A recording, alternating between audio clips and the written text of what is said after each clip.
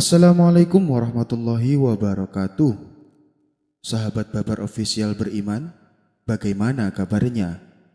Semoga kita selalu dalam lindungan Allah Subhanahu wa Ta'ala dan dilancarkan rezekinya. Amin, amin ya Rabbal Alamin. Sebelum lanjut ke cerita, alangkah baiknya tekan tombol like, komen, dan juga subscribe agar tidak ketinggalan dengan cerita-cerita kami selanjutnya. Terima kasih. Kado maut untuk Abu Nawas. Dikisahkan Abu Nawas berprofesi sebagai penjual minyak wangi di pasar. Ia terkenal sebagai sosok yang ramah kepada pembeli dan sering menghibur orang dengan cerita jenakanya. Hal inilah yang membuat dirinya banyak disukai orang-orang, sehingga dirinya menjadi buah bibir di masyarakat. Ketenaran Abu Nawas akhirnya sampai juga ke telinga Baginda Raja. Kemudian Baginda Raja memerintahkan beberapa pengawal untuk memanggil Abu Nawas ke istana. "Bawa Abu Nawas kemari dan suruh menghadap saya," titah Baginda Raja. Maka mereka pun segera pergi untuk menemui Abu Nawas. "Hai Abu Nawas, kamu diperintahkan Paduka untuk menghadap sekarang juga," kata salah satu prajuritnya. Abu Nawas sempat terkejut karena selama ini ia belum pernah menginjakkan kakinya ke istana. Singkat cerita, datanglah Abu Nawas menghadap Baginda Raja. "Apakah kamu yang bernama Abu Nawas?" tanya Baginda Raja. "Benar Paduka yang mulia, hamba adalah Abu Nawas," jawab Abu Nawas. "Coba ceritakan kisah yang membuatku terhibur," titah Baginda Raja. Lantas Abu Nawas menceritakan kisah yang membuat Baginda Raja tertawa terpingkal-pingkal. "Abu Nawas, besok kamu tidak usah jualan minyak wangi di pasar.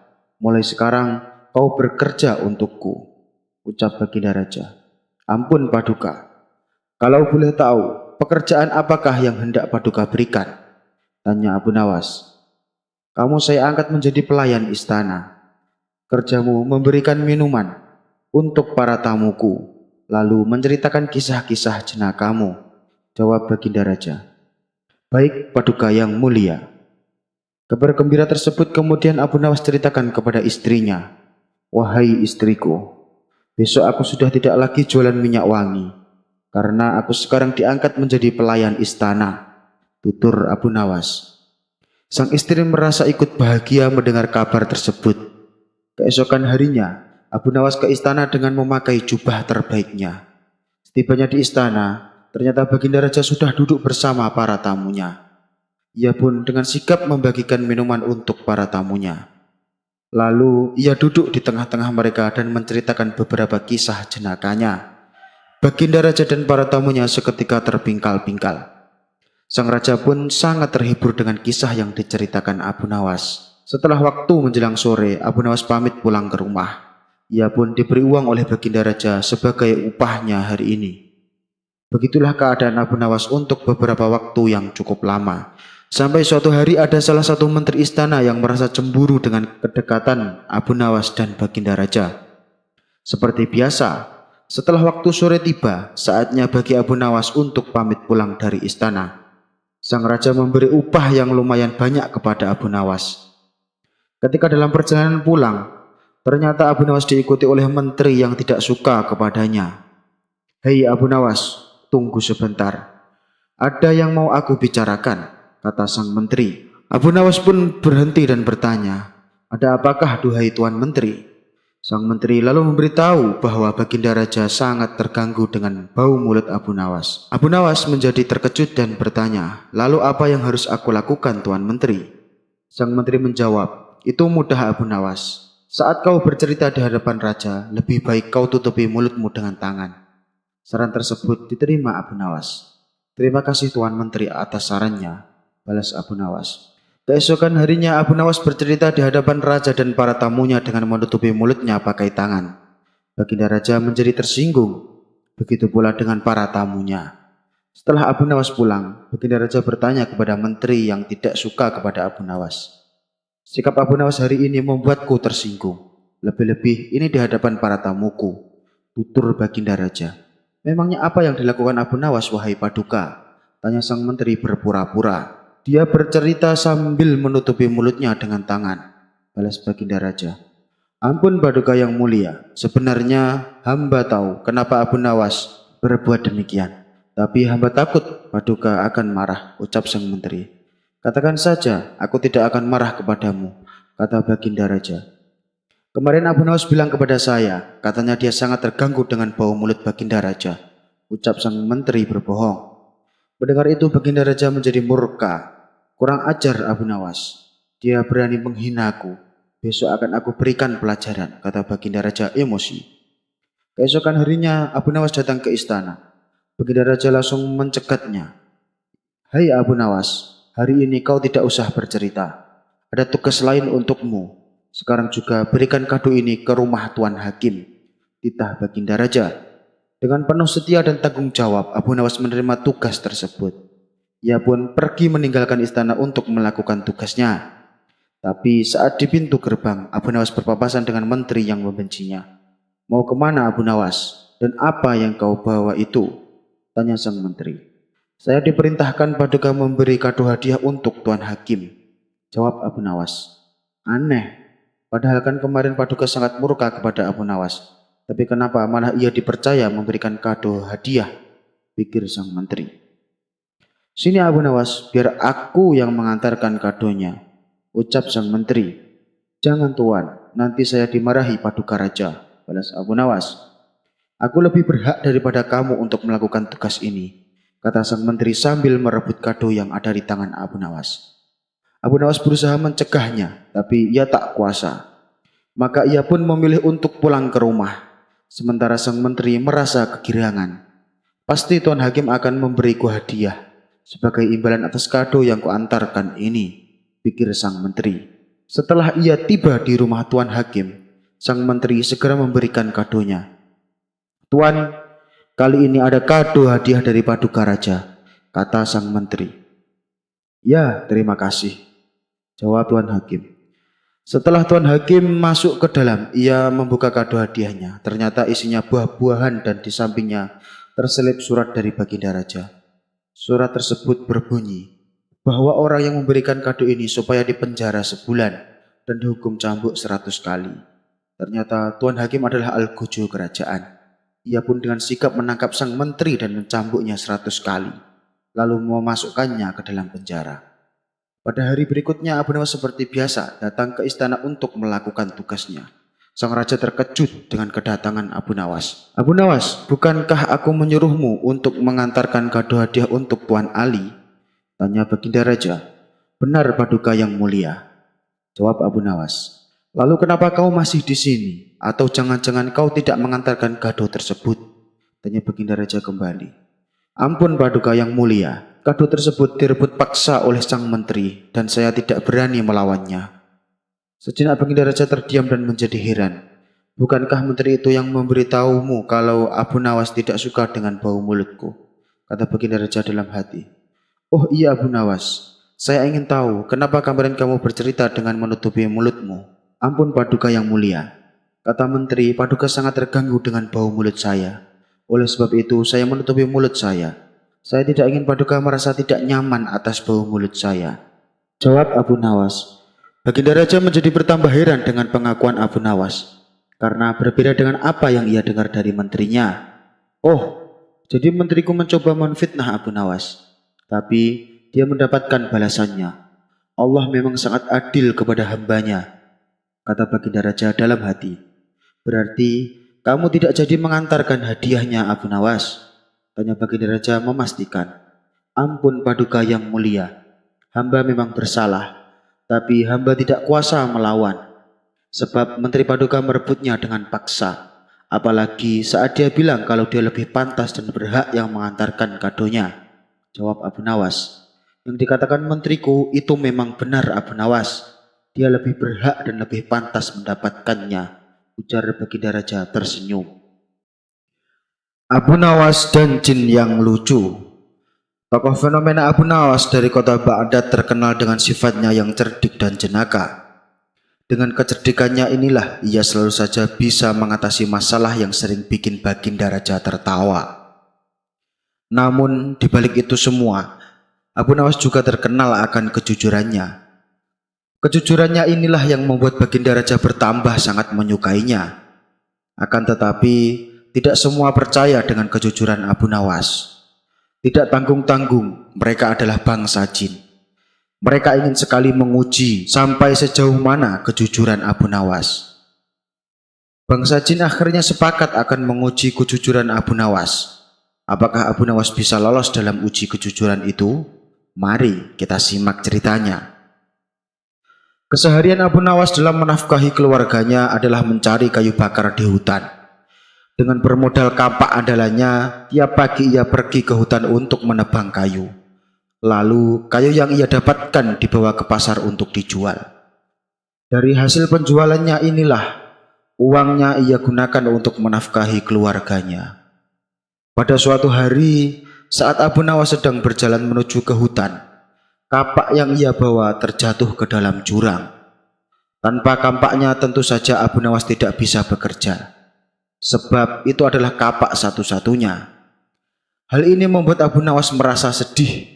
Terpaksa, ia pun harus pulang ke rumahnya.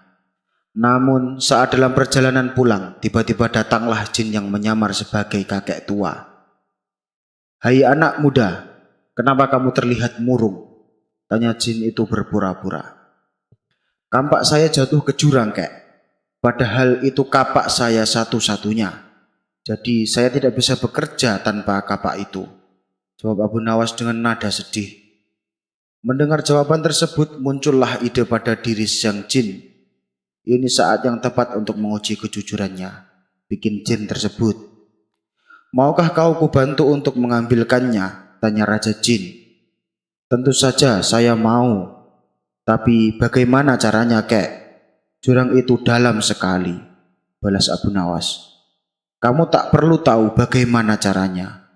Yang aku tanyakan, kamu mau atau tidak kalau saya bantu mengambil?" tanya Raja Jin itu kembali. "Saya mau sekali, kek," jawab Abu Nawas. Maka turunlah jin itu ke bawah jurang. Saat ia hendak mengambil kampak Abu Nawas, tiba-tiba terbesit dalam benak jin untuk mengambil kampak yang lain. Jin tersebut akan menunjukkan kapak yang terbuat dari emas. Ia ingin tahu apa reaksi Abu Nawas. "Wahai anak muda, apakah ini kampakmu?" tanya jin tersebut. "Bukan itu, kek. Kapak saya jelek," jawab Abu Nawas. Jin itu pun kembali turun ke jurang. Dan saat ia kembali menemui Abu Nawas, ia menunjukkan kapak yang berbeda. Kali ini kapak yang diperlihatkan adalah kapak yang berlapiskan emas dan mutiara. "Wahai anak muda, apakah ini kapakmu?" tanya jin tersebut.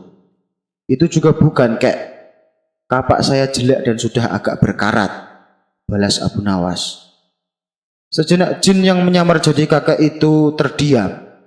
Dia memang benar-benar orang yang jujur. Lalu jin tersebut turun ke jurang untuk yang ketiga kalinya. Jin itu lalu mengambilkan kapak yang biasa Abu Nawas gunakan. "Apakah ini kampakmu?" tanya jin tersebut. "Iya, betul. Itu kapak saya. Terima kasih sudah menolongku, kek," ucap Abu Nawas kegirangan.